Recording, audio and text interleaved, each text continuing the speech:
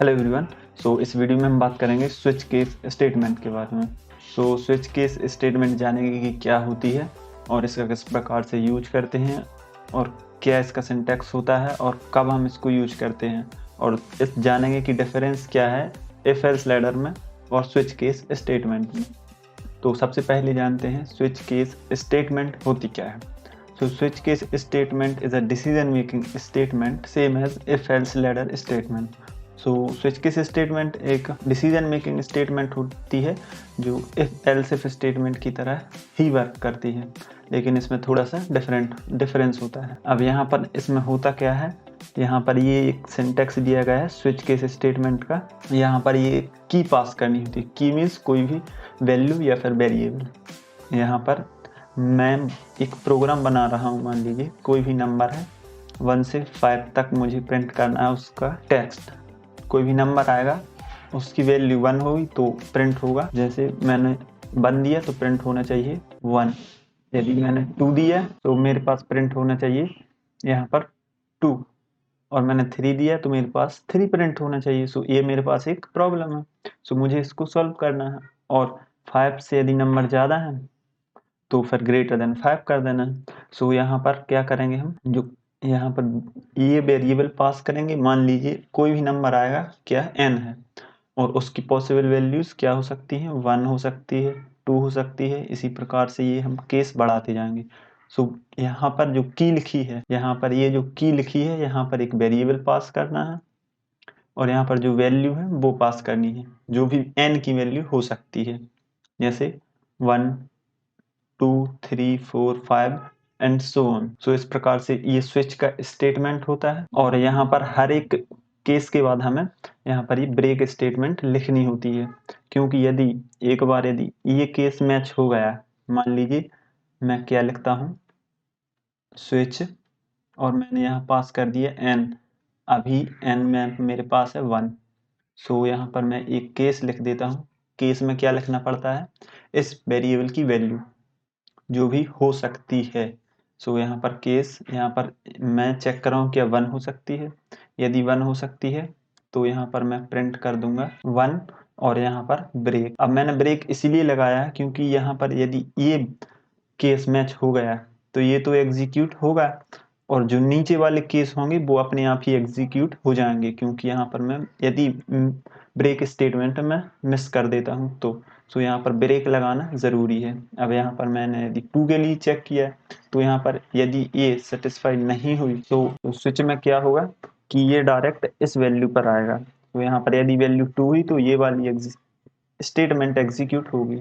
और मैं यहाँ पर लिख देता हूँ printf 2, और यहाँ पर भी ब्रेक लगाना है। हर एक केस के बाद आपको ब्रेक लगाना है। तो इस प्रकार से ये स्विच वर्क करता है।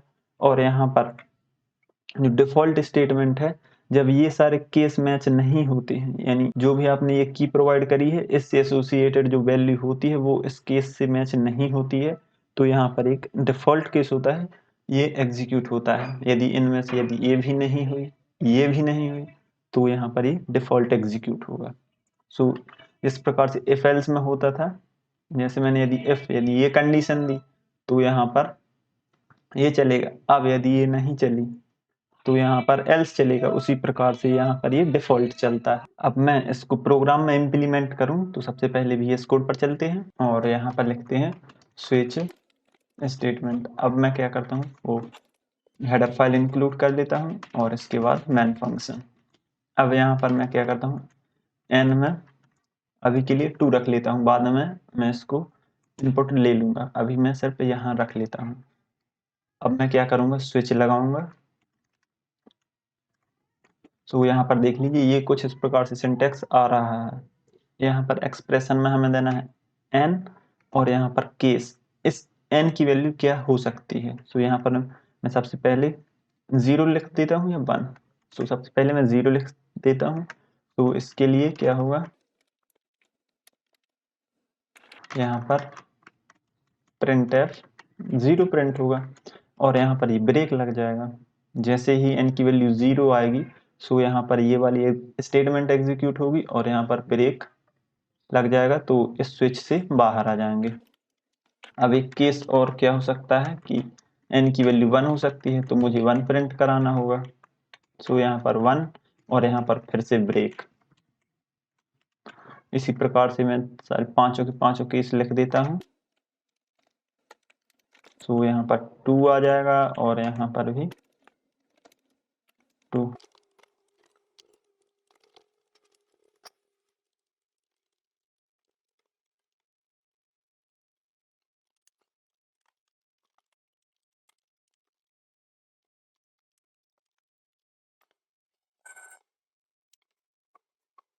सो यहाँ पर मैंने सारे केस लिख लिए हैं। n की वैल्यू यदि 0 होगी तो ये एग्जीक्यूट होगा, 1 होगी तो ये वाला, और थर्ड केस क्या होगा, 2 होगी तो ये स्टेटमेंट एग्जीक्यूट होगी। और यहाँ पर ये सेम एस चलेगा। अब यहाँ पर जो केस 5 है, यहाँ पर ये केस 6 है लेकिन वैल्यू 5 है। अब जैसी वैल्यू 5 होगी तो मैं यहाँ पर भी 5 लिख देता हूँ।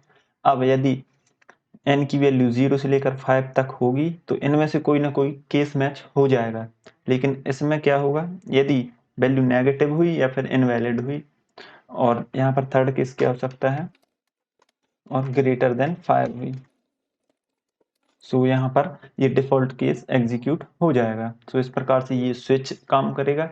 अब मैं यदि इसको रन करूं तो यहाँ पर इसका आंसर क्या आना चाहिए मेरे पास, यहाँ पर केस 2 मैच होगा। सो यहाँ पर ये वाला स्टेटमेंट एग्जीक्यूट हो जाएगा और मुझे आउटपुट क्या मिलेगा, 2। सो यहाँ पर मैं एक्सपेक्टेड आउटपुट में 2 लिख देता हूँ, नहीं लिखेंगे तो भी चल जाएगा। अब मैं इसको रन करता हूँ। सो यहाँ पर ये देख लीजिए 2 ही आ रहा है। अब मैं जो n है उसको इनपुट ले लेता हूँ। अभी सिर्फ मैंने पहले से वैल्यू दी थी, अब मैं उसको इनपुट करा लेता हूँ। सो इनपुट %d और यहाँ पर एड्रेस किसका, n का। तो इस प्रकार से अब ये इनपुट में वर्क करेगा। मैं यदि यहाँ पर 5 दूंगा तो 5 आना चाहिए इसका। और एक और टेस्ट केस रख देता हूँ, 3 आएगा तो यहाँ पर 3 प्रिंट होगा, और यहाँ पर 0 पर 0। और एक और इनवैलिड रख देता हूँ मैं, ग्रेटर देन 5। सो यहाँ पर मेरे पास ये वाला आउटपुट आएगा। सो यहाँ पर एक्सपेक्टेड आउटपुट में यह पास कर देता हूँ। अब मैं सभी को रन करता हूँ तो यहाँ पर ये सारे पास हो जाएंगे, यानी सही चल रहा है ये। अब मैं इसको एक प्रकार से और बना सकता हूँ, इफ एल्स स्टेटमेंट से। उसमें क्या होगा, यहाँ पर n की वैल्यू मैंने 2 ली, तो यहाँ पर सबसे पहले मैं लगा सकता हूँ इफ, यदि n इक्वल 2 है तो यहाँ पर क्या कर दो, प्रिंट कर दो 2। यहाँ पर मैं डायरेक्ट चेक कर रहा हूँ, यहाँ पर 0 से कर देता हूँ। तो मैं यहाँ पर n की वैल्यू 2 लेता हूँ, तो सबसे पहला केस होगा, मुझे 0 के लिए चेक करना है, तो n इज इक्वल टू 0 और यहाँ पर प्रिंट एफ 0, और यहाँ पर इसका एल्स इफ लगाना है, n इज इक्वल टू 1 और यहाँ पर प्रिंट एफ, यहाँ पर ये क्या है, n इज इक्वल टू 1, सो मुझे यहाँ प्रिंट करना है 1। तो इस प्रकार से एल्स इफ लगाते जाना है 5 तक। सो यहाँ पर ये प्रिंट, तो इस प्रकार से ये कुछ बन जाएगा स्विच केस स्टेटमेंट की तरह। और अब इसकी वर्किंग देखते हैं। स्विच केस स्टेटमेंट में क्या होता है, यहाँ पर जो वैल्यू होती है, मान लीजिए ये वैल्यू 2 है, तो यहाँ पर ये डायरेक्ट उस केस से जाकर मैच करेगी जिस जो भी आपने ये पास किया है। और इफ एल्स स्टेटमेंट में क्या होगा, यहाँ पर सबसे पहले ये चेक होगी, फिर ये चेक होगी, फिर ये चेक होगी। ये इसमें सारी कंडीशन चेक होती हैं शुरू से, और जो स्विच होता है वो डायरेक्टली मूव करता है अपने केस पर। जैसे यहाँ पर यदि 1 पास किया तो यहाँ पर आ जाएगा डायरेक्ट, यदि मैंने 0 पास किया तो यहाँ पर आ जाएगा। सो स्विच क्या करता है, डायरेक्टली जंप करता है उस स्टेटमेंट पर। और इफ एल्स लैडर में क्या होता है, वह 1 बाई 1 चेक करता है। सो ये डिफरेंस है स्विच केस स्टेटमेंट में और एल्स इफ लैडर में।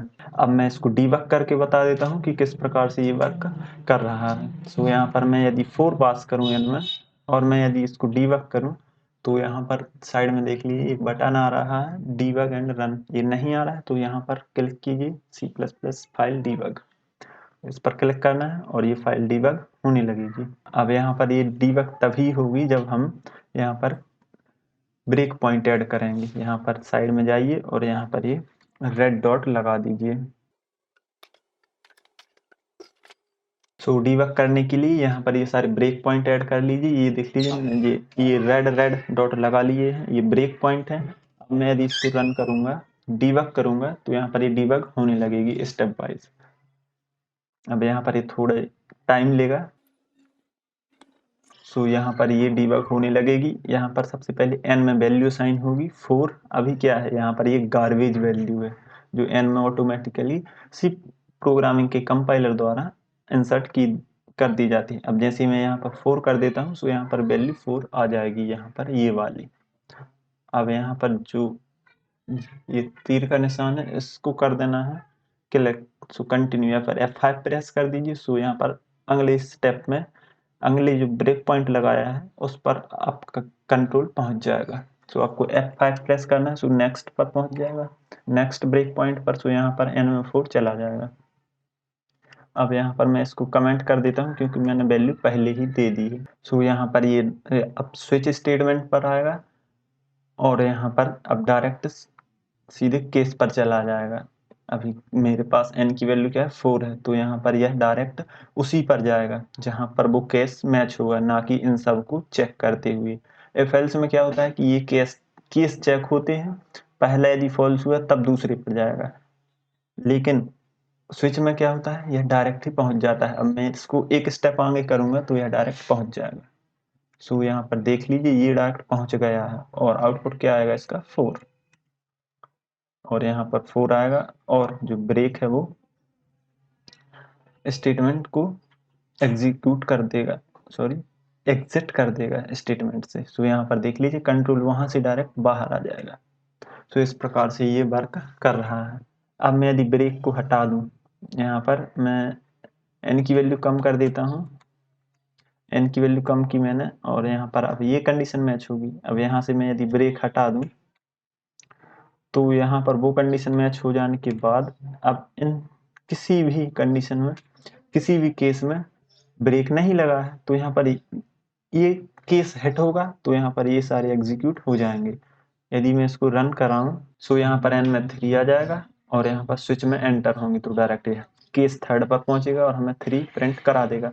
अब यहाँ पर ब्रेक स्टेटमेंट नहीं है तो नीचे के भी एग्जीक्यूट होते जाएंगे। यहाँ पर प्रिंट F4, प्रिंट F5, और यहाँ पर ये डिफॉल्ट स्टेटमेंट भी रन हो जाएगी क्योंकि यहाँ पर कहीं भी ब्रेक स्टेटमेंट नहीं है, और यहाँ पर ये बाहर। सो इस प्रकार से ये स्विच स्टेटमेंट वर्क करती है। हम लोगों ने जाना कि स्विच स्टेटमेंट क्या होती है, किस प्रकार से वर्क करती है, और स्विच केस में और एल्स लैडर में क्या अंतर है, क्या डिफरेंस है।